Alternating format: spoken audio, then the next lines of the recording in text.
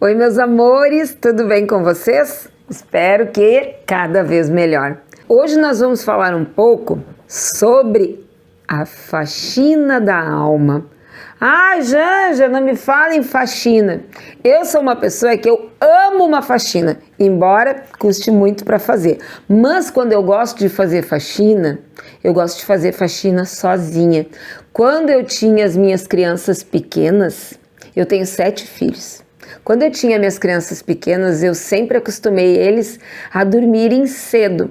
Então era 8 horas, era a rotina. 7 horas eu dava o banho, 7h30 eu e meu marido dávamos a janta, 8 horas todo mundo na cama. Eu sempre tive uma síndrome de ser Branca de Neve, né, gente? 7 anões, 7 filhos. Hoje eles já estão tudo bem maiores do que eu. Então, fiquei só eu de Branca de Neve. 8 horas eles estavam dormindo. Lá pelas 8h30, 9 horas, eu começava então a fazer o serviço de casa. Porque eu gostava de fazer a faxina sozinha. Não gosto até o dia de hoje de estar passando um rodo com um pano, varrendo e alguém tá pisando e vem para cá e vai para lá. Não gosto. Eu gosto de trabalhar sozinha. E hoje eu trago para vocês a sugestão da gente fazer uma faxina da alma. Para fazer uma faxina da alma, a gente precisa estar só conosco mesmo. Então esse é uma sugestão minha, porque eu gosto de trabalhar assim, sozinha.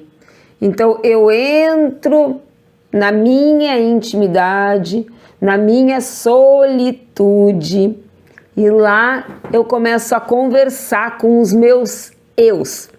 O meu eu inferior, com o meu eu superior, começo a educar, domesticar os meus monstros, educar a minha criança interior. E assim, eu até mexia com o pessoal aqui do espaço, reunião de condomínio. Eu disse, gente, o que é essa reunião de condomínio? É quando eu junto meu eu superior, meu eu inferior, minha criança ferida, e aí a gente faz uma reunião lá interna. Mas essa faxina da alma é com 3 pontos básicos. Sabe quando tu chega em casa, assim, cansado do serviço e tá assim, o banheiro tá uma zona, louça na pia para lavar, o quarto nem a cama foi arrumado, cheio de roupa, um pouco para lavar, um pouco para dobrar, um pouco para guardar.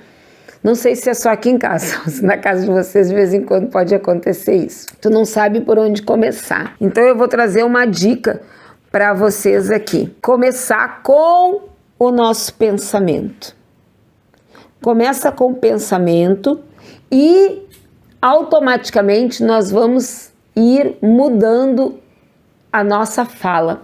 Mudando a nossa fala, nós vamos automaticamente mudar os nossos atos, as nossas atitudes.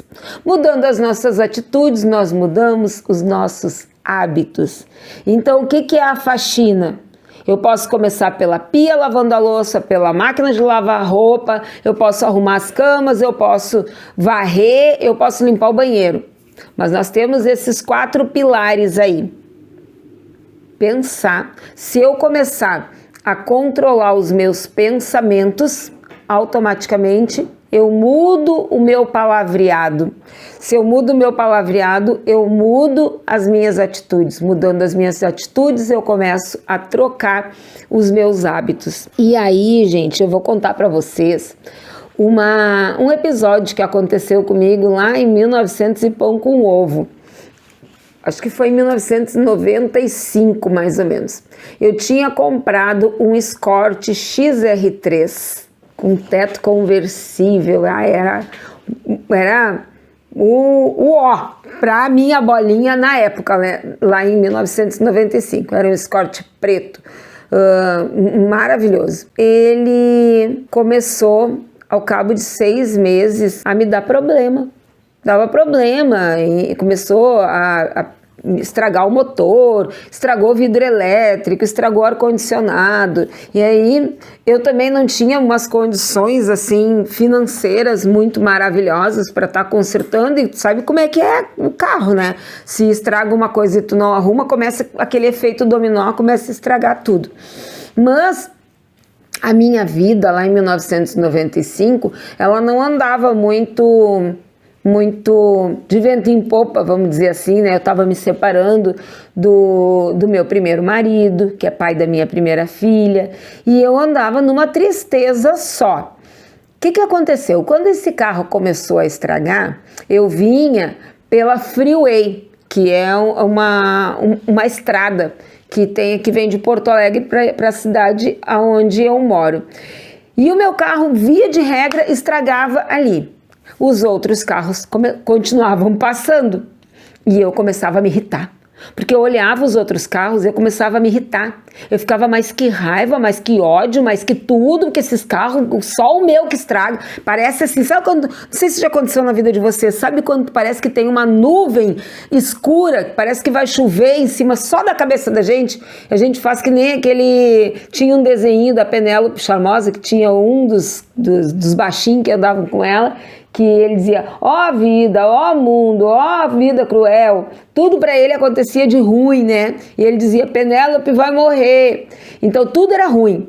Então na minha vida, naquela época, em 1995, tudo era ruim. E eu amaldiçoava os carros que andavam. Então os carros passavam e eu começava a amaldiçoar. Ah, por que esse carro também não quebra? Mas é só o meu que tem que quebrar? Mas isso só acontece... Então eu comecei a entrar numa onda de vitimismo. Aquilo era só comigo que acontecia. Nenhum outro carro estragava, era só o meu. Por quê? Porque eu só olhava para o meu problema, para a minha dificuldade.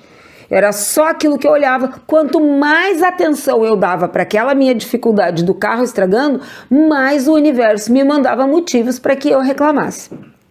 Até que um dia caiu um artigo de uma revista que falava sobre abençoar, agradecer, e comecei a treinar a minha mente. Comecei a treinar os meus pensamentos. Gente, olha, eu vou dizer para vocês, era no mínimo uma vez por semana que o meu carro ou estragava e meu marido tinha que me buscar, ou consertar alguma coisa, ou estragava o cabo da bateria, ou furava pneu, ou... sei lá, acontecia de tudo, mas era uma vez por semana. Isso foi assim, acho que um cabo de 6 meses. Até que caiu esse artigo da revista para eu ler. E eu preciso, quer saber, eu vou experimentar esse raio do agradecer aí, esse raio do abençoar. E tudo que era carro que passava comigo, eu começava assim, vai com Deus, meu irmão. Mas sabe aquele vai com Deus que vem da profundeza da raiva? Vai com Deus, meu irmão. Vai com Deus, meu irmão. Vai com Deus. Até que aquilo foi se tornando rotina. Aquilo foi se tornando leve, aquilo foi se tornando tranquilo e foi se tornando uma prática minha. Então, eu parei de pensar no mal do outro, eu parei de amaldiçoar, comecei a abençoar e começou a mudar os meus atos, porque eu já não tinha mais raiva. Eu comecei a me dar conta de que tudo que eu abençoava nos outros carros acabava retornando para mim. Eu não me dei conta com essa clareza, né? Isso foi bem depois que eu comecei a clarear os meus pensamentos. Mas na época, o que eu percebia? Que o meu carro estava estragando menos. E eu comecei a associar isso ao fato, achando assim, tipo que era uma simpatia, alguma coisa do gênero, né? Já estudava um pouco de espiritismo, mas não juntava o A com o B. E aí comecei a abençoar, né, todos os outros carros. E logo em seguida não, levei mais uns 6 meses, eu acabei trocando de carro. Peguei um carrinho bom, sabe? Peguei um carrinho bem melhor, que eu até mexia, eu dizia, melhor carro do mundo. Eu peguei um Fiat Uno e eu dizia, melhor carro que eu já tive na minha vida, nunca me incomodou mesmo, um carrinho abençoado.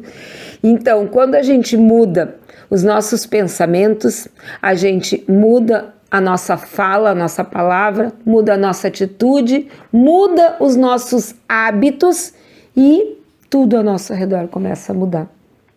Vamos tentar?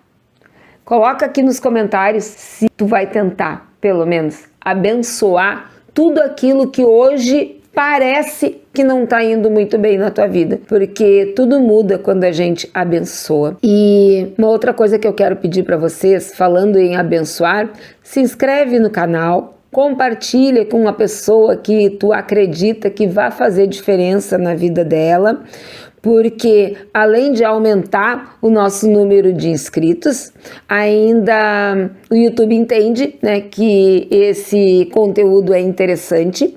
E um segredo que eu gosto muito de contar e compartilhar com vocês. Eu tenho uma lista do lado da minha cama que eu sempre rezo pelas pessoas que frequentam o meu espaço, as pessoas que eu atendo no tarô, nas barras de axis, na cura multidimensional, e tá lá escrito também, inscritos do YouTube.